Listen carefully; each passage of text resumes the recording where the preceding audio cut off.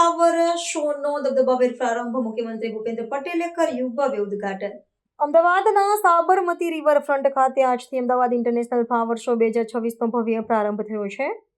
રાજ્યના મુખ્યમંત્રી ભૂપેન્દ્ર પટેલે આ પુષ્પ પ્રદર્શનનું વિધિવત ઉદ્ઘાટન કરી નાગરિકો માટે ખુલ્લું મૂક્યું હતું. આ પ્રસંગે મુખ્યમંત્રીએ વિવિધ પ્રજાતિના દેશી વિદેશી ફૂલોથી તૈયાર કરવામાં આવેલી મનમોહક પ્રતિકૃતિઓનું નિરીક્ષણ કર્યું હતું. તેમણે અમદાવાદ મહાનગરપાલિકા દ્વારા કરવામાં આવેલા સુંદર આયોજનની પ્રશંસા કરતા જણાવ્યું હતું કે આ ફ્લાવર શો માત્ર મનોરંજનનું સાધન નથી, પરંતુ પર્યાવરણ પ્રત્યે જાગૃતિ ફેલાવવાનું એક ઉત્તમ માધ્યમ પણ છે. વર્ષ 2026ના આ આંતરરાષ્ટ્રીય ફ્લાવર શોમાં વિશ્વના વિવિધ દેશોના દુર્લભ પુષ્પો અને આકર્ષક કલાકૃતિઓ રજૂ કરવામાં આવી છે. આ વખતે ફ્લાવર શોમાં પર્યાવરણ સુરક્ષા અને પ્રાકૃતિક વૈવિધ્યની થીમ પર વિશેષ ભાર મૂકવામાં આવ્યો છે. મુલાકાતીઓ માટે સેલ્ફી પોઈન્ટ્સ, ફ્લાવર ટનલ અને વિવિધ વન્યજીવોની પુષ્પ આકૃતિઓ મુખ્ય આકર્ષણનું કેન્દ્ર બની છે. મુખ્યમંત્રીની સાથે રાજ્ય સરકારના મંત્રીઓ, મહાનગરપાલિકાના પદાધિકારીઓ અને ઉચ્ચ અધિકારીઓ પણ ઉપસ્થિત રહ્યા હતા.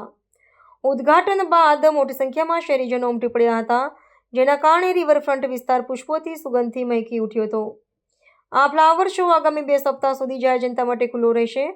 વહીવટીતંત્ર દ્વારા મુલાકાતીઓની સુવિધા માટે ઓનલાઈન ટિકિટ બુકિંગ અને વાહન પાર્કિંગની સુવ્યવસ્થિત વ્યવસ્થા કરવામાં આવી છે. મુખ્યમંત્રીએ રાજ્યભરના પ્રવાસીઓને આ પ્રદર્શનની મુલાકાત લેવા અને પ્રકૃતિની સુંદરતા માણવાનો અનુરોધ કર્યો હતો. સાબરમતીના કિનારે આયોજિત આ કાર્યક્રમે અમદાવાદની વૈશ્વિક ઓળખમાં વધુ એક પીછું ઉમેર્યું છે. આ પ્રદર્શનથી બાગાયત ક્ષેત્રે સંકળાયેલા ખેડૂતો અને નર્સરી માલિકોને પણ નવું પ્લેટફોર્મ મળ્યું છે.